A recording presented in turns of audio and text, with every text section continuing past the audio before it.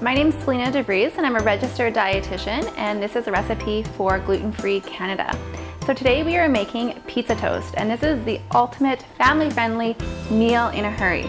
It works really well for picky eaters because basically everyone can have a slightly different meal, and all of the kids can pick and choose from the variety of toppings that you offer on your topping bar. So instead of using a traditional pizza crust, we're actually using gluten-free bread.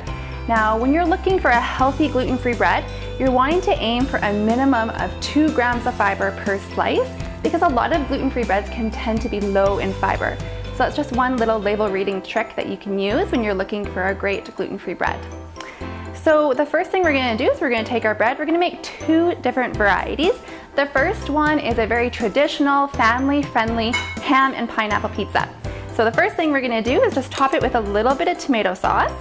Now the key here is not to go too heavy on the sauces because you don't want to drench the toast in sauce because you want it to crisp up like a traditional pizza crust would. So we'll just top a little bit more on here. About a tablespoon or so. And then we are going to pick and choose from the variety of toppings. So we're doing ham and pineapple. So we're going to put a little bit of ham on here. A little bit of pineapple. Kids love this variety. And then we're going to top it off with some fresh mozzarella cheese. And there you go, that one's done. The next variety that we're going to do is a vegetarian variety.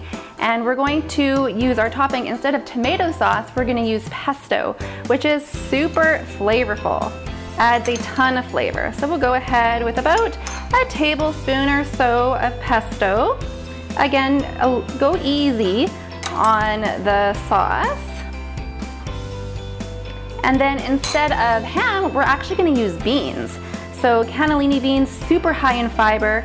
They are a best friend for the celiac because they are very nutritious, high in protein, high in fiber. So we're going to throw on some cannellini beans there, and then we're going to put on some red peppers.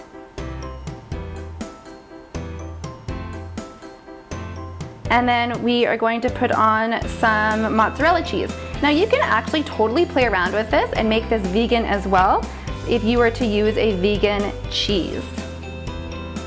Put a little bit more mozzarella on there. And then we're gonna put this in the oven at 350 for about 7 to 10 minutes until it crisps up nice and brown and the cheese is golden. And then we'll top it off with some fresh basil. And that's it. All right, so our pizza toast is done. Even at the very end, want to put that on broil for a few minutes so the cheese gets nice and golden on top. And then we're just going to finish it off with a little bit of fresh basil. And we're done.